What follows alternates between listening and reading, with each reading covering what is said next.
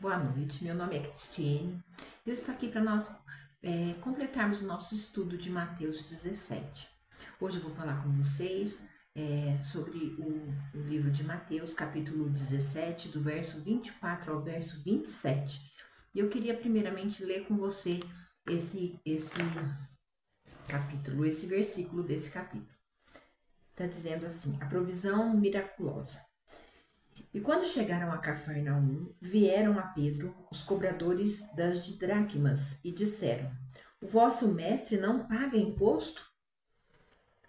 E disse ele: Sim. E entrando ele em casa, Jesus lhe antecipou, dizendo: O que te parece, Simão?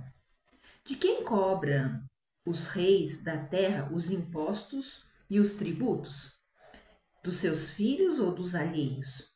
E disse-lhe Pedro: Dos alheios. E Jesus lhe disse: Logo, os filhos estão isentos. Mas, para que não os escandalizemos, vai ao mar, lança o anzol e o primeiro peixe que vier, toma-o e, abrindo a sua boca, encontrarás um estáter. Tomando-o e toma-o e dá-o para mim, dá-o por mim e por ti. Amém? Essa passagem é muito interessante. Primeiro, nós precisamos algumas elucidações que eu acho que é muito legal da gente entender. Desde Êxodo existe um capítulo, verso 30, capítulo 30, verso 13, que estabelecia o pagamento de um imposto para todo judeu. Esse imposto, ele era para todos os judeus, mesmo aqueles que não moravam na Palestina, e ele era destinado ao templo, destinado à manutenção do templo, destinado a prover tudo que precisava ser feito em relação às ofertas. Era tido assim como um memorial que os judeus faziam, esse recolhimento desse tributo. Era um tributo anual e ele era somente para pessoas acima de 20 anos. Então não era para todas as pessoas. E esse tributo ele servia para a manutenção do templo, de uma maneira assim que através dele é como se a pessoa dissesse assim, demonstrasse a importância que ela encontrava no templo, nas ofertas ao Senhor. Isso é também em memória, em gratidão à redenção, à libertação do povo do Egito. Jesus foi um exemplo disso, né? Jesus deu a si mesmo como oferta para que nós tivéssemos a nossa redenção. Amém? Então, assim, é interessante isso porque se a gente pensar, quando questionaram a Jesus, eles viviam tentando achar falhas em Jesus. E se você atentar bem à leitura, diz que Pedro respondeu sim, que ele pagava, e quando ele entrou e foi conversar com Jesus, Jesus se antecipou a ele. Jesus, pelo Espírito Santo, já sabia o que ele vinha falar e já sabia o que ele ia ministrar na vida de Pedro. E aí ele diz assim: o que você acha, Pedro? Os reis, eles cobram imposto dos seus filhos ou dos terceiros, dos outros? E Pedro disse assim: dos outros. Jesus quis dizer assim: tudo isso é para a manutenção do templo e eu sou o filho de Deus. Teoricamente, eu não teria que pagar por isso, porque eu sou a representação, eu sou o Deus que está aqui na terra, eu sou filho do Senhor. Então eu não teria que pagar essa conta. Mas para que eles não se escandalizem, faz assim, ó, vai até o mar, pega um peixe e lá estará um estáter e você dá por mim e por você. Por que isso? Porque os únicos que tinham mais de 20 anos era Pedro e Jesus. Os outros discípulos, eles eram todos de idade menor, eles tinham menos de 20 anos. Por isso Jesus não pagou o imposto por eles, pagou apenas por ele e por Pedro. Esse imposto, como eu disse, ele era pago uma vez por ano. Ele era de meio ciclo de prata.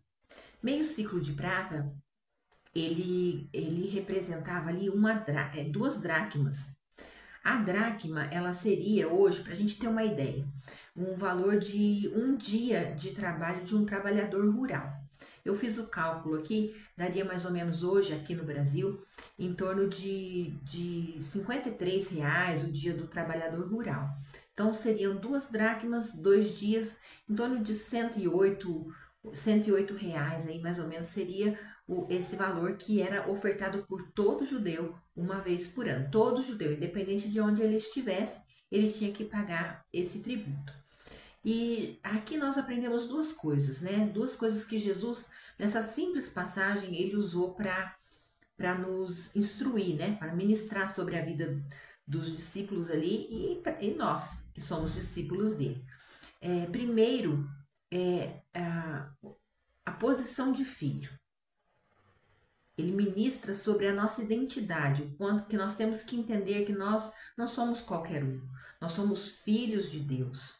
Nós temos que nos colocar como filhos de Deus, nós temos que viver como filhos de Deus, porque Deus tem algo especial para nós como filhos amados dele. Então ele trabalha essa questão da identidade. Tipo, nós não precisaríamos, mas vamos fazer o pagamento para não escandalizar. E segundo, ele trabalha também o fortalecimento nos discípulos em Pedro na questão de provisão, como Deus é o Deus de provisão na nossa vida. É muito importante isso e interessante, porque, como eu disse, meio ciclo de prata equivalia a 2 dracmas. Se você ler a palavra, ali ele diz assim, você vai pescar o peixe e na boca dele você vai encontrar um estáter.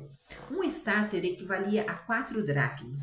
Se ele tinha que pagar imposto por ele e por Pedro, e cada um devia 2 dracmas, então era exatamente as 4 dracmas que seriam necessárias para que eles pagassem os impostos e ficassem com tudo certinho. Então Deus é Deus de provisão. Muitas vezes nós queremos assim que Deus ele nos supra além. Vai existir momentos em que Deus vai fazer isso para que a gente entenda o amor dele. Mas a promessa de Deus não é de riqueza. A promessa de Deus é de provisão. Provisão é você ter o que você precisa, a necessidade daquilo. Então nós devemos entender que a mão do Senhor ela vai estar sempre sobre nós, vai estar sempre cuidando e provendo. Às vezes o que nós precisamos, não o que queremos. Às vezes o que precisamos verdadeiramente é uma provisão mais apertada, né? Para que nós entendamos, que nós aprendamos a confiar, a viver na confiança de Deus. Assim como Deus fez com o povo lá no deserto. Deus os tirou de lá, Deus os dava provisão, todos os dias eles tinham um maná. Quando eles reclamaram que estava muito ruim começar o maná, eles reclamaram e Deus falou, vou mandar para vocês carne, e mandou as codornizes. Só que o que eles aprenderam ali? O maná ele tinha que ser comido somente a pegar a provisão do dia. É a confiança, confiar que Deus é um Deus de amor, que Deus é um Deus que não falha, é um Deus que vai estar sempre conosco. Essa dependência de Deus. Saber que não precisamos guardar, não precisamos ter medo, porque Deus vai prover todos os dias. A provisão chegará à nossa mão, a provisão necessária virá e será suficiente para nos alimentar, seja física, seja emocionalmente, seja espiritualmente. Espero que tenha falado ao seu coração, assim como falou ao meu, e agradeço de você ter ficado até aqui. Gostaria de orar por você. Feche seus olhos. Senhor Jesus, eu clamo e agradeço, Senhor, pela vida desse teu filho e tua filha que está aqui, Pai. Que eles consigam, Senhor, sentir o teu amor, sentir a provisão, sentir, Senhor, essa identidade, que são filhos amados do Senhor, filhos queridos especiais, gerados não por vontade de pai e mãe, não por acaso, não por um erro, são gerados na tua vontade. O Senhor os amou primeiro. O Senhor diz lá em Salmo 139 que o Senhor escreveu todos os dias.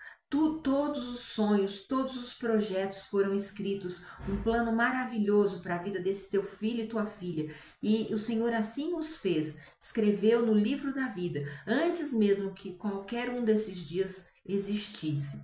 Nós aprendamos, Senhor, a confiar em Ti, a entender o quão especial somos para o Senhor, somos cuidados do Senhor. Como diz também na passagem, os passarinhos não ceifam, não plantam, mas o Senhor dá a eles a provisão. Ô Pai, vem nessa semana acalmar o nosso coração e aumentar a nossa confiança num Deus amoroso que cuida dos seus filhos, muito além do que nós possamos imaginar. Obrigado, Jesus. Eu te agradeço. Amém. Amém? Até a próxima e que o Senhor abençoe sua semana. Amém? Deus abençoe.